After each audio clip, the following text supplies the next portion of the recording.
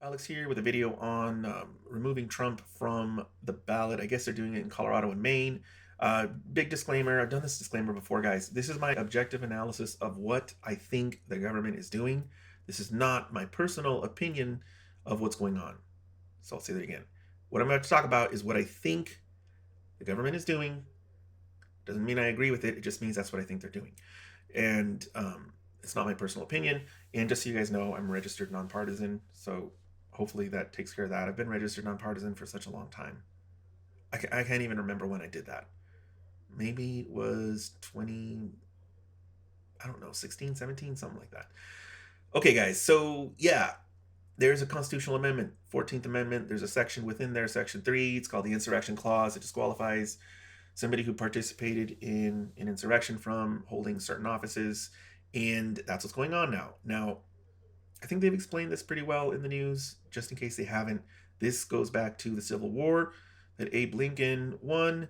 And the goal was quite simple: the winners get to continue to hold public office, the losers are disqualified.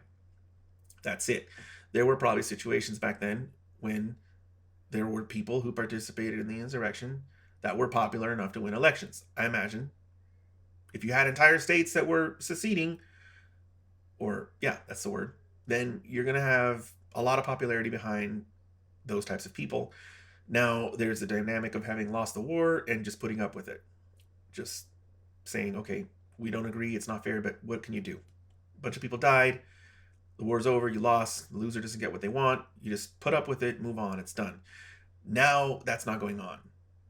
Now it's 2024, and instead, there's that disconnect between somebody who's accused of starting an insurrection and that same exact person, rather than being unpopular, is popular, at least in certain states, and therefore there's this concerning situation of extreme disenfranchisement across enormous swaths of the electorate, where this particular person who's accused of insurrection would be able to get the votes, but he's being removed from ballots. And that element of you lost the war, therefore you just have to suck it up and just go along with it, that element is missing. That's, I think it's going to create a problem because of all the reasons that I just described. And the other thing I was going to talk about was what I find to be weird is the way Maine did it. So with Colorado, it went through a court, which makes more sense because a court's going to allow due process and it's going to allow presentation of evidence and all that stuff. And especially in this situation where the allegations of insurrection are news allegations. As far as I know, there's no like declaration, what do they call it? Declaratory judgment. There's no judgment of conviction. There's no official sort of ruling that this is exactly what happened that came, that comes from a court of law. There's just this opinion floating around and this media activity. And so Maine just took them off the ballot without going through the due process sort of process. Colorado's makes a little bit more sense to me because not only it must have gone through the trial court because it went all the way to the Supreme Court of Colorado. And if I remember correctly, the trial court did not want to take him off the ballot, but the Supreme Court reversed the decision and declared him ineligible. The only thing I can think of is that there was some kind of trial, some kind of evidentiary hearing or something down in the lower court, and that the Supreme Court of Colorado relied upon those findings of fact and rejected the court's conclusions of law and rendered an appellate disposition with instructions to disqualify him from the ballot. And that's from what I can see here based on what I mentioned, the Constitution. But the main situation is the one that's more troubling because it looks like that was just a decision of the Secretary of State with no court or anything like that. I don't know if I have much more to say about this. The only reason I think that this is weird is because it's so new and because they have to figure out what to do. Because, as far as I know, since the Civil War, this amendment hasn't been used before. Maybe there's a historian on here who knows otherwise who can tell me that it was used before. But as far as I know, this 14th Amendment hasn't been used to remove people from ballots since the actual Civil War, which was a very long time ago. Um, what are my thoughts on SCOTUS? I guess I could mention that. So SCOTUS apparently agreed to hear this decision. I wonder if I can switch over really quickly for you guys.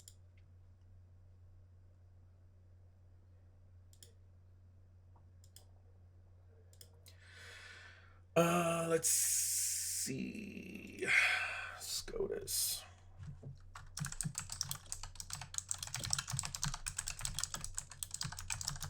Pretty sure they agreed. Okay. Yeah, I'm right about that. So the Supreme Court of the United States has agreed to decide. So what this usually means is somebody filed a petition for writ of certiorari. I hope I pronounced it right.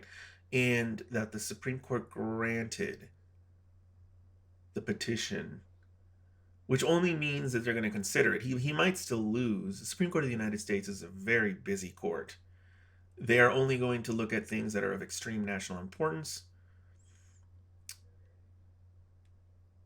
And this, I'm imagining, yeah, okay, so I'm imagining correctly. What they're going to do is review the Colorado Supreme Court's unprecedented decision, February 8th, oral arguments. That's good. To me, this is a SCOTUS thing. It really is. Why? Well, one thing that's odd though is why they don't talk about Maine. So they're reviewing. Maybe because it hasn't wound its way through the courts in Maine. Maybe something happened in Maine where the Secretary of State rendered a decision, and then Trump has to like fight it in the courts in Maine, and then it may or may not go, to the Supreme Court of Maine and then to the Supreme Court of the United States. I'm reading this for the first time, guys.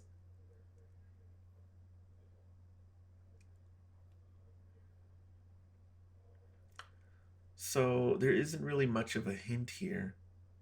Okay, I didn't know this here either. So the Colorado Supreme Court, remember how I told you guys they ruled to have taken off the ballot? It was a 4-3 decision, so it was a close call.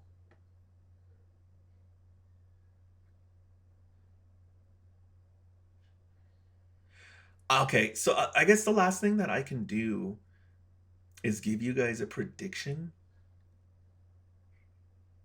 I mean, I will do the best that I can to give you guys a prediction. I think that probably the Supreme Court of the United States will overturn the Colorado Supreme Court. Probably.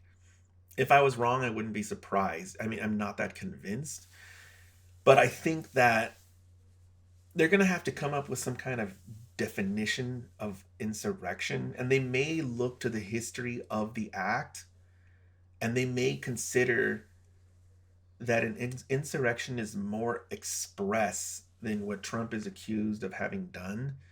They may say what they're probably going to do is define it. They're probably going to say that an insurrection is, taking up arms, shooting, blowing stuff up.